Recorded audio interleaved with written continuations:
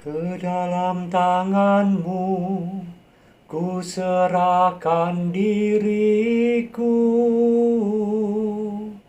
ya Tuhan penyelamatku.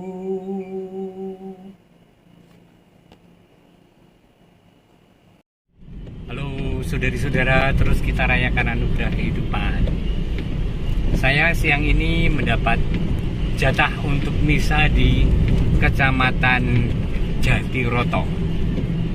Sejauh apa? Ya mungkin 40 km dari Wonogiri. Mereka satu kecamatan tidak ada kapel, tidak ada gereja. Umatnya mungkin ya beberapa kakak lah, mungkin 20 jiwa atau gitu ya. Ini suasananya hujan. Sebenarnya saya merancang untuk jalan sendiri, naik motor. Saya sedang suka naik motor Honda Beat milik keuskupan. Jadi iplik kecil tetapi menyenangkan, ringan, bisa berhenti-berhenti dan seterusnya. Tapi ternyata sejak pagi hujannya tidak reda. Aneh kan, musim kemarau tetapi hujan hampir seharian.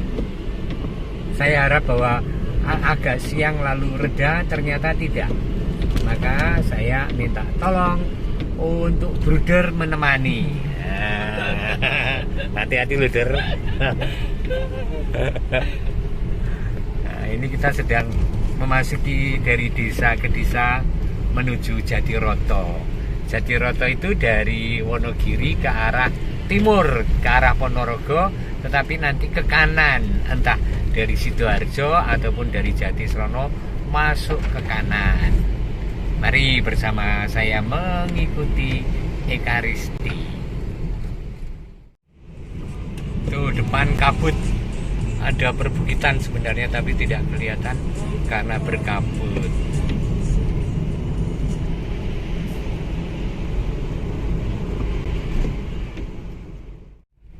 Ini misanya bergiliran dari satu keluarga ke keluarga lain, dan itu lurus ya. Setelah 150 meter belok kiri. Oh iya betul, belok kiri nanti. Tapi elek jalan ini. Rada kacau nek nganu iki. Map karena wis ning pelosok. Ini sudah di daerah yang sangat dalam dari Kabupaten Wonogiri sehingga agak mengacau ini. Ini belok kiri hari depan. Agak kacau Google Map-nya. Nah, begini. Oh, jalannya masih halus. Tapi memang dari desa ke desa begini. Beruntung bahwa tidak punya kapel sehingga memaksa setiap umat, setiap keluarga untuk saling berkunjung. Dan nyatanya saya tidak bisa membayangkan bahwa kalau ada kapel saya akan bisa berkunjung sampai ke tempat yang seperti ini. Karena sangat dalam dari Kabupaten Wonogiri. Nah, tahu jembatan, hati-hati. Wah, ya kok yang kretek to Mbak. Jan, niki hari jenenge Mbak.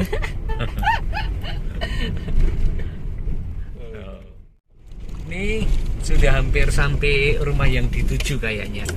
Sinyal GPS-nya hilang, tapi saya terpesona dengan pemandangan sawah-sawah. Nih, indah sekali kan tempatnya, sangat indah di bawah gunung. Di bawah gunung. Kita ini sedulure Rama sapa ngono to mbiyen kae? Rama Wartaya ya. Oh betul, kelingan. Nggih. Kula nuwun. Iya. Rama Wartaya. Sekarang ning ndi ya? Mbak ning ndi? Rama Wartaya ning ndi? Ayo di mana tapi nggak tahu. Loh, karo moni dhewe ra ngerti. Sedulure, nah kita akan misa di sini, misa wilayah. Satu kecamatan ya mung sakmene iki. Iya, ini satu kecamatan nih. Ayo sakmene iki. Wong pira iki? Ya. Napa? Lho iki wis ditambah jadi serana ya. Oh, iya. Mari kita misa. Nggih.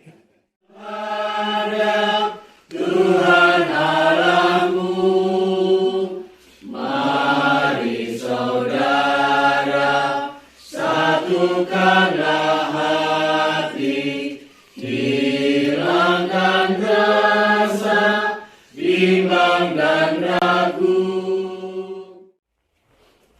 Para kadang kinasih, saudari-saudara yang dikasihi Tuhan, ada dalam kitab suci itu teladan-teladan cara beriman. Ada beberapa contoh diantaranya sebut sing titik-titik teladan orang beriman. Sapa? Yohanes, oke, sapa meneh? Petrus. Mbok rasa ado-ado Abraham. Wong bacane Abraham kok. Rasa ngalang. Siji meneh sapa sing kita mengagumi cara beriman atau orang itu sangat beriman? Siapa? Ada lagi? Yohanes, Petrus, Bunda Maria. Nah, maka kalau ada orang menggagas siapa sih teladan kita dalam beriman? Dua orang. Abraham, Bunda Maria. Amin. Amin. Kenapa? Bunda Maria itu seorang gadis desa yang ini lah nang ngisor bukit ngene iki ya. Ono akeh jambu metene ya kan. Habis hujan wah indah sekali ya Bunda Maria kenyo sing isih kencur ya, umurnya itu 13-14 tahun waktu itu. Masih kecil SMP. Kalau itu pun sekolah. Nek orang sekolahan kita saya cilik meneh toh, kita semakin sungguh-sungguh tidak tahu apa-apa. Tiba-tiba diberi kabar oleh malaikat bahwa kamu akan mengandung dari Roh Kudus, ABCD, anakmu akan jadi ABCD dan seterusnya. Ya mumet no Bunda Maria. Ya apa to ki karepe iki? Gitu loh. Walaupun dia yakin bahwa ini adalah utusan Tuhan, tetapi untuk anaknya akan menjadi raja atas keturunan Yakub dan seterusnya, dia tidak tahu. Dan pertanyaannya sangat simpel. Bagaimana hal itu mungkin terjadi karena aku belum bersuami? Polos banget toh? Anak yang polos. Kemudian Roh Kudus akan menaungi engkau dan seterusnya. Saya mumet. Ki apa lagi? Akhirnya apa yang dia katakan? Aku ini hamba Tuhan. Jadilah padaku menurut perkataanmu. Aku ra mudeng bab masa depanku, bab anakku, njur piye, njur komentari wong tua tangga teparu piye. Ning aku ki hamba Tuhan. Kula namung sak derma. Tak tindak nih, saya lakukan, saya ikuti kehendak Allah. Titik, tanpa protes. Dan kemudian Bunda Maria sungguh-sungguh teruji imannya oleh sosok putra yang dalam arti tertentu ngane-ngane. Tidak seperti anak-anak lain yang biasa saja. Ini cerdas, ini sangat tajam kata-katanya, ini membuat orang tersinggung, ini sangat lurus. Ngane dan bahkan nanti akhirnya dibunuh. Maria sudah menyanggupkan diri pada firman Allah, jadilah kehendakmu dalam hidupku. Dan itu disetiai terus-menerus dalam suka duka pesiaran hidup. Kui Maria. Sekarang tokoh lain adalah Abraham yang tadi kita dengarkan. Mari kita lihat bacaan tentang Abraham. Iki yo aneh-aneh. Wong wis sepuh. Wis ora mungkin dia anak cara-carane manungsa. Lah kok ana swara sing ngendikake nek arep kagungan putra lan keturunan itu sebanyak bintang di langit dan sebanyak pasir di pesisir. Kok ya percaya? Coba nek panjenengan dijanjeni sesuk ngat kliwon kuwi kene iki kabeh akan berlapis emas rumah ini. Ya ada mengguyu to ya. Hehehe meni sapa? Dan ini adalah peristiwa yang sungguh-sungguh mokal, tidak masuk di akal dito mau ki ya. Ya malah plesteran ya. Sik tak Oh niki sing kene. Yang aneh-aneh lihatlah. Kemudian ternyata memang Allah memberikan anak yang dinamakan Ishak itu pada usia Sarah dan Abraham yang sudah hampir 100 tahun. Nah, satu diuriri dimong engkau entuk jodoh, engkau bertumbuh menjadi bangsa yang besar. Apa yang terjadi? Lagi bocah, mbok menawa remaja diminta oleh Allah supaya dikorbankan. Bagi Abraham dan bagi bangsa Israel mengorbankan itu ya kaya ngorbanke wedhus ki mau. Ya, goleke kayu, terus disembelih, terus dibakar sebagai korban bakaran. Lah kok Abraham yo sendika dawuh tanpa bertanya, ki man kaya ngopo aku ya ora mudeng. Malah Ishak kon nggawa kayune, kon mikul kayune, Abraham ngesah pisune, merinding loh nggih. Ya kan? Kemudian mengajak setiap kali anaknya bertanya, kita mau kemana ya? Waduh, rasanya anake sing kok ngono kuwi terus wong tuane kok ngopo. Dan itu dialami Abraham. Dan Abraham tetap hanya mempercayakan hidup pada Allah tanpa bertanya. Itu yang dinamakan takut akan Allah. Takut akan Allah sekali lagi bukan perkara aku wedi karo Gusti Allah, medeni Gusti Allah kuwi. Bukan Tuhan yang menakutkan, tetapi takut akan Allah itu kalau bahasanya yang lain adalah takwa.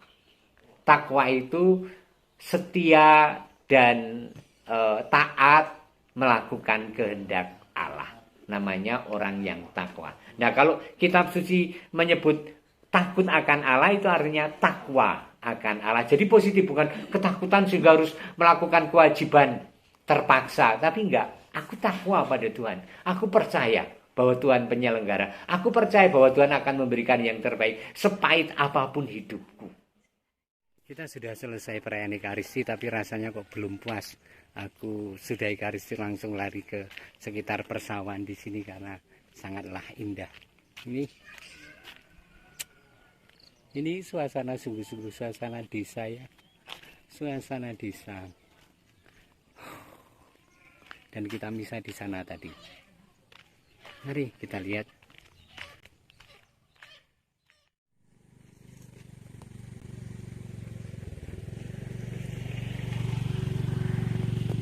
Nih suasananya jadi ini dikelilingi oleh gunung rupa-rupanya.